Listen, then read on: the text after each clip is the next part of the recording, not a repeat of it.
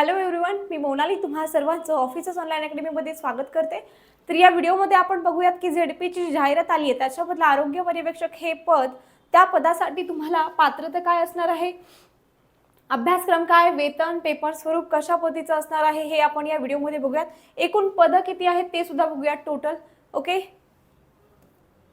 आता टोटल पद आहेत 226 पदं आहेत. वेतन त्याच्यासाठी किती आहे तर 35,400 ते 1,12,400 इतकं वेतन असणार आहे.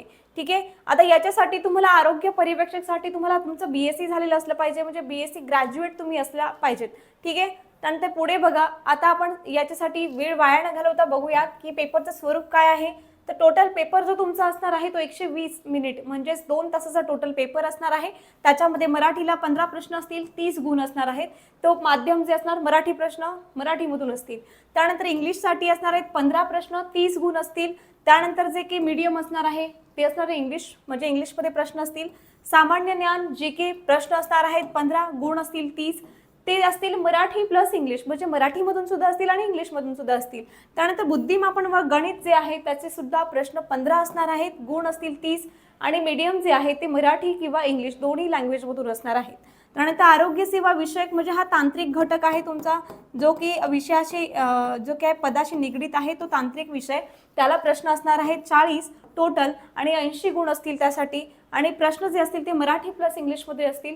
ठीक आहे, म्हणजे दोन्ही माध्यमांमधून असणार आहेत. ठीक आहे, सगळ्यात जास्त प्रश्न आहेत ते तांत्रिकवरती असणार आहेत. टोटल 80 प्रश्न आणि 80 गुण असतील. आता टोटल क्वेश्चन्स झाले 100 आणि त्यासाठी गुण झाले 200. यासाठी वेळ दिलाय 2 तास फक्त. ओके, त्यानंतर पुढे बघा, तर सगळ्यांना माहिती आहे जी की झेडपीची एक्झाम आहे त्यामधल्या आरोग्य पर्यवेक्षकसाठी ती एक्झाम कंडक्ट कोण करणार आहे तर IBPS ही एक्झाम घेणार आहे.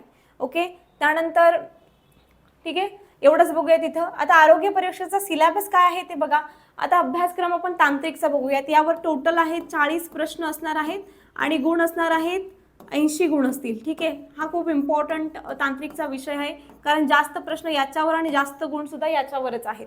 त्यानंतर बघा मग काय त्याच्यामध्ये तुम्हाला विचारतील, इथं इंग्लिशमध्ये तेच टॉपिक दिलेत, मराठीमध्ये ते खाली ट्रान्सलेट केलेले आहेत.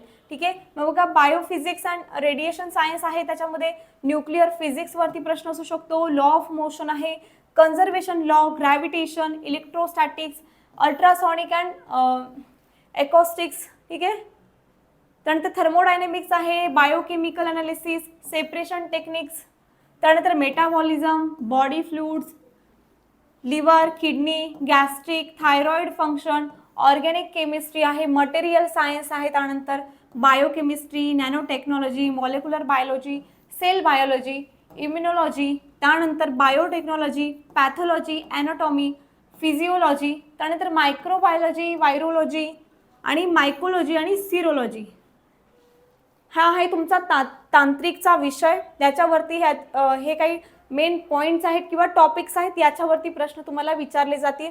याच्यामध्ये डेप्थमध्ये स्टडी करायचा आहे. ओके, त्यानंतर मराठीसाठी काय आहे तर याच्यामध्ये सर्वसाधारण शब्दसंग्रह विचारला जाईल, वाक्यरचनावरती प्रश्न असतील, व्याकरण विचारतील, म्हणी व वाक्प्रचार यांचा अर्थ आणि त्यांचा उपयोग कुठे केला जाईल असं काहीतरी प्रश्न असतील.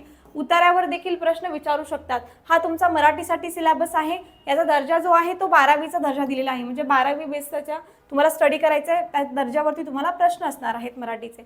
आपल्याकडे आरोग्य पर्यवेक्षकाची ऑनलाईन बॅच सुरू झाली आहे. त्यासाठी फक्त तांत्रिक विषय जो आहे, ठीक आहे, म्हणजे तांत्रिक विषयासह ॲक्च्युली बॅच सुरू आहे. सेपरेट तांत्रिक विषय परचेस करायचा असेल तुम्हाला त्याची बॅच तरी सुद्धा करू शकता. नवीन बॅच आहे. आपल्या बॅचचं वैशिष्ट्य आहे की मोफत नोट्स त्याच्यामध्ये तुम्हाला मिळतील, डिजिटल बोर्डवरती रोज लाईव्ह क्लासेस होतील, सर्व विषयांचे रेकॉर्डेड लेक्चर्स आहेत, मोफत टेस्ट सिरीज, जुन्या प्रश्नपत्रिकेचं विश्लेषण, लेक्चर जरी मिस झालं तरी तुम्ही ते नंतर अनलिमिटेड टाइम्स पाहू शकता. ठीक आहे, त्यानंतर बघा इथं झेडपीचे आरोग्य विभागातील पद, दुसरं आरोग्य सेविका, आरोग्य पर्यवेक्षक पदांसाठी उपयुक्त आपल्याकडे इम्पॉर्टंट तांत्रिकच्या नोट्स आहेत किंवा आपण नोट्स सुद्धा आहेत आणि 6000 MCQ आहे. त्याची प्राइस 400 रुपये आहे. तुम्हाला जर ही परचेस करायची असेल तर डबल ओ अकॅडमी पुणे हे ॲप डाउनलोड करा. ॲप डाउनलोड केल्यानंतर असे पोस्टर्स दिसतील, त्या बॅनर्स दिसतील, त्याच्यावर क्लिक करा. जिथे बाय म्हणता त्या ठिकाणी तुम्ही जेव्हा अमाऊंट पे करता त्या ठिकाणी तुम्ही जर खाली कुपन कोड दिलेला असतो त्या ठिकाणी MA10 हा जर कोड वापरला तर तुम्हाला जे काही परचेस करतात त्याच्यामध्ये 10% डिस्काउंट मिळेल, जे की बॅच असेल, नोट्स असतील किंवा काहीही असेल. ठीक आहे, टेस्ट सिरीज सुद्धा. आता पुढे बघा, इंग्लिश जी की 12वीचा दर्जा आहे त्याच्यासाठी सुद्धा त्याच्यामध्ये जनरल वॉकॅब्युलरी आहे, सेंटेन्स स्ट्रक्चर, ग्रामर आहे, idioms and phrases, their meaning and use हे याच्यावर प्रश्न असतील, कॉम्प्रिहेन्शन याच्यावर सुद्धा प्रश्न विचारला जाईल. ठीक आहे. आता बौद्धिक चाचणीमध्ये मेन तुम्हाला सामान्य बुद्धिमापन व आकलन याच्यावर प्रश्न असणार आहेत. मग आता कोणते टॉपिक्स करायचे त्यासाठी सेपरेट व्हिडिओ सुद्धा आपला आहे की तुम्हाला आरोग्य पर्यवेक्षक किंवा आरोग्य विभागाच्या ज्या एक्झाम आहेत त्यासाठी बुद्धिमत्ता चाचणी आणि गणिताचे कोणते टॉपिक करायचे हे तुम्हाला क्लिअरली त्यामध्ये सांगितलं आहे. ते तुम्ही व्हिडिओ बघू शकता. तर्क आधारित प्रश्न तुम्हाला विचारले जाईल याच्यावर. अंकगणित आधारित प्रश्न, आता अंकगणित आधारित प्रश्न म्हणजे तुम्हाला बेरीज वजाबाकी, ठीक आहे, गुणाकार भागाकार यावरती नॉर्मली प्रश्न, त्याच्यामध्ये लसावी मसावी सुद्धा विचारतील किंवा तुम्हाला अपूर्णांकावरती प्रश्न असतील. त्यानंतर बघा अशा पद्धतीचे किंवा समीकरण म्हणा की म्हणजे सिम्प्लिफिकेशन, पदावली याच्यावर प्रश्न असू शकतात. नंबर सिरीज, अल्फाबेट सिरीज याच्यावर प्रश्न असू शकतात. त्याच्या डिटेलमध्ये एक व्हिडिओ बनवलाय तो तुम्ही बघू शकता. ओके. त्यानंतर जीके बघा, सामान्य ज्ञान हाच दर्जा आहे, तो पदवीचा दर्जा आहे. याच्यासाठी बघा तुम्हाला भारताच्या इतिहासावर प्रश्न असतील.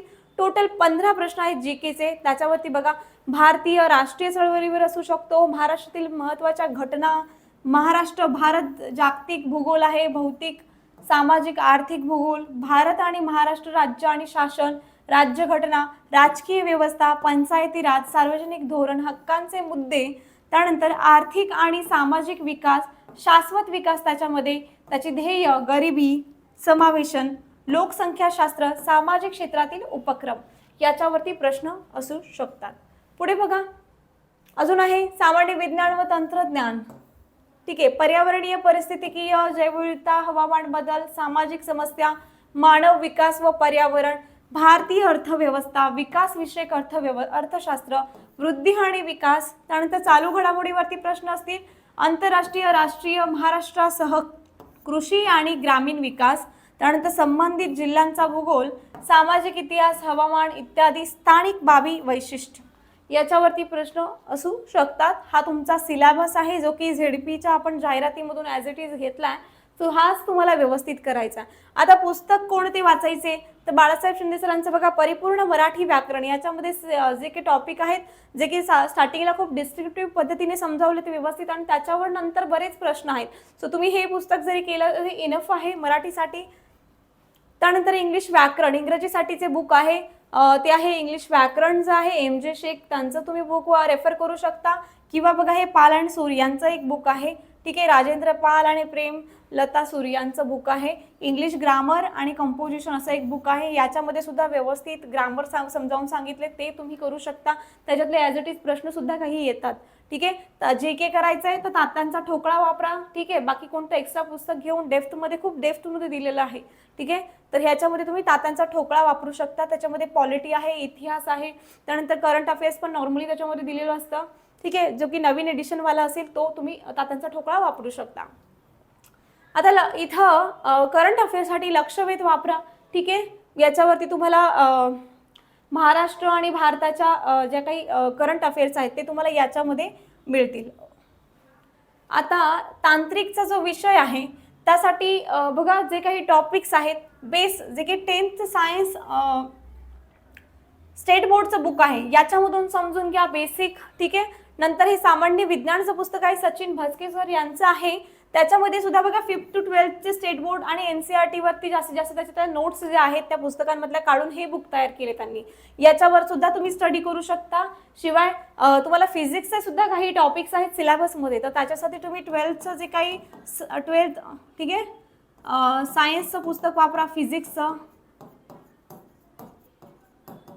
ठीक आहे. हे तुम्ही बुक वापरू शकता स्टडीसाठी. 12वी सायन्सचं पुस्तक वापरा. ठीक आहे. त्यानंतर 11th सुद्धा व्यवस्थित बुक वगैरे याच्यामध्ये सुद्धा तुम्हाला बऱ्यापैकी टॉपिक्स असतील सायन्स फिजिक्स. ठीक आहे. सिलेबस बघा एकदा आणि या बुक्स एकदा चेक करा. याच्यामध्ये कोणते कोणते टॉपिक आहेत ते व्यवस्थित करा. 10च्या बुकमधून बेसिक समजवून घ्या. नंतर हे बुक तर आहेच याच्यावर सुद्धा तुम्हाला बरेच टॉपिक्स तुम्हाला याच्यामध्ये मिळून जातील. ओके. तर हा झाला तुमचा सिलेबस. ओके. आपल्याकडे बघा याच्यामध्ये बघा हे ॲप नेम आहे. हे डाउनलोड करून तुम्ही प्ले स्टोअरवर जाऊन हे ॲप आहे डब्ल्यू अकॅडमी पुणे हे डाउनलोड करून त्याच्यामधून जी कोणती बॅच तुम्हाला परचेस करायची ती परचेस करू शकता तुम्ही. त्यानंतर इथं बघा मोबाईल नंबर दिला, याच्यावर सुद्धा कॉन्टॅक्ट करू शकता. हा यूट्यूब चॅनल आहे डब्ल्यू अकॅडमी पुणे, याच्यावरती रोज आपले फ्री लेक्चर सुद्धा असतात. ठीक आहे. त्यानंतर बघा हा टेलिग्रामचा ग्रुप आहे, हा जॉईन करू शकता. इंस्टाग्राम ID आहे इथं खाली. ठीक आहे. याच्यावर तुम्ही कॉन्टॅक्ट करू शकता. जर व्हिडिओ तुम्हाला आवडला असेल तर चॅनलला सबस्क्राईब करा, लाईक करा आणि शेअर करा. थँक्यू.